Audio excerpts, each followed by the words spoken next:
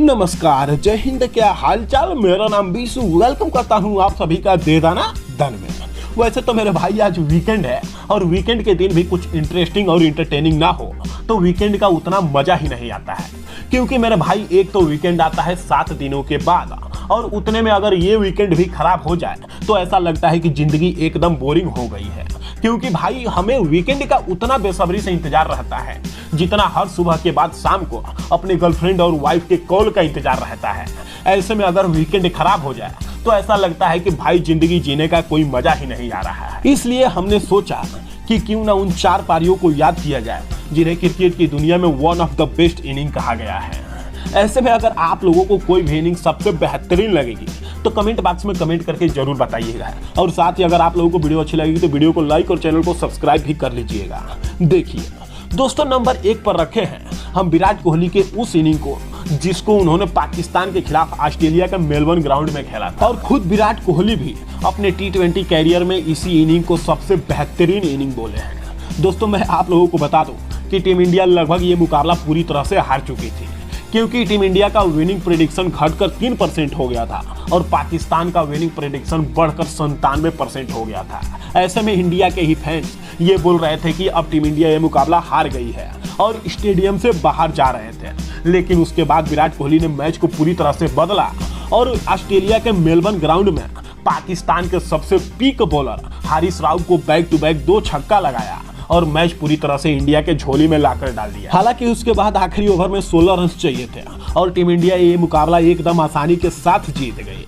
लेकिन जब team India ये मुकाबला जीत गई तब खुद पाकिस्तान वालों को भी अपने आप पर बिलीव नहीं हो रहा था कि हम लोग ये मुकाबला हार गए हैं और टीम इंडिया ये मुकाबला जीत गई है। हालांकि उसके बाद पाकिस्तान साइड से ही ये भी न्यूज आई थी कि विराट कोहली पाकिस्तान प्लेयरों के सपने में भी आते हैं और उसमें भी जमकर रन बनाते हैं। और ठीक उसी तरह बेन स्टोक्स भी ऑस्ट्रेलिया वालों के सपने में आते हैं, क्योंकि सेम विराट कोहली की तरह ही बेन स्टोक्स ने इंग्लैंड को ऑस्ट्रेलिया के खिलाफ ICC वर्ल्ड टेस्ट चैंपियनशिप का क्वालिफायर मुकाबला जिताया था। इसलिए हमने इस इनिंग को नंबर 2 पर रखा है। दोस्तों, मैं आप लोगों को बता दूं कि इस मुकाबले में इंग्लैंड की टीम पहले इनिंग में मात्र 67 रनों पर ही ऑल आउट हो गई थी और यदि इंग्लैंड को यह मुकाबला जीतना था तो अपने दूसरे इनिंग में 362 रनों के पहाड़ जैसे लक्ष्य को भेदना ही भेदना था। और इस 362 रनों के लक्ष्य का पीछा करते हुए इंग्लैंड की आधी से अधिक टीम मात्र आधे रनों में ही डग आउट जा चुकी। अब कहने को इंग्लैंड के पास केवल 2 ही विकेट बचे थे, लेकिन पिच पर डटे हुए थे बेन स्टोक्स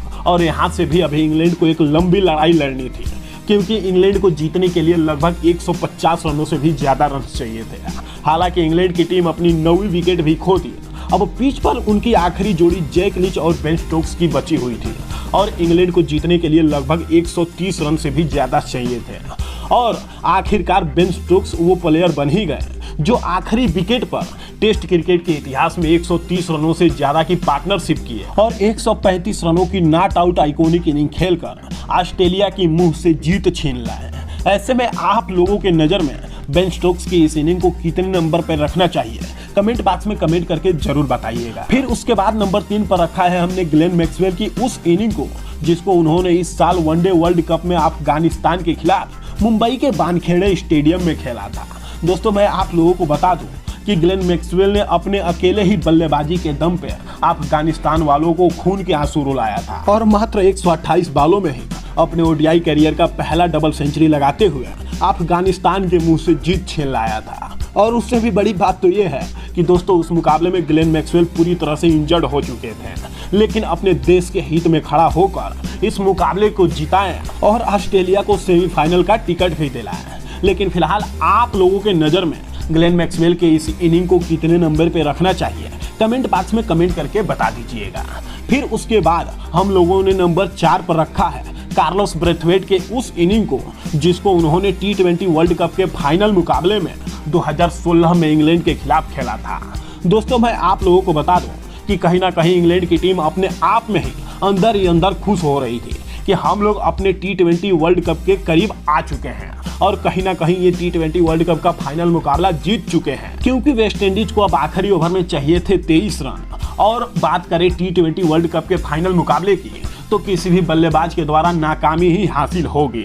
लेकिन मैं तो यही कहता हूँ कि अगर वेस्ट इंडीज का कोई भी प्लेयर पिच पर टिका हो तब तक हमें डर के ही रहना चाहिए, क्योंकि भाई साहब वेस्ट इंडीज पावर तो आप लोग जानते ही हैं, कैसे कैसे मारते हैं ये भी आप लोग जानते हैं। मैं आप लोगों को बता दूं कि आखिरी ओवर इंग्लैंड की तरफ से करने आए बेन स्टोक्स और इस टाइप पर थे कार्लोस ब्रेथवेट।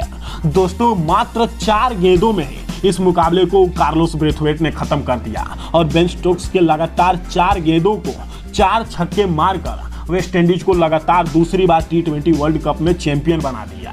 हालांकि इंग्लैंड की टीम पूरी तरह से वहीं पे टूट गई, लेकिन वेस्ट इंडीज की टीम वहीं पर चैंपियन बन गई। आप लोगों के हिसाब से कार्लोस ब्रेथवेट के इस इनिंग को किस नंबर पे रखना चाहिए, कमेंट बॉक्स में कमेंट करके जरूर बताइएगा। वैसे आप लोगों को किसकी इनिंग सबसे बेहतरीन लगी, Virat Kohli, Carlos Brathwaite, Glenn Maxwell और बेन स्टोक्स में? कमेंट बॉक्स में कमेंट करके जरूर बताइएगा। फिर मिलेंगे नेक्स्ट वीडियो में। Thank you for watching.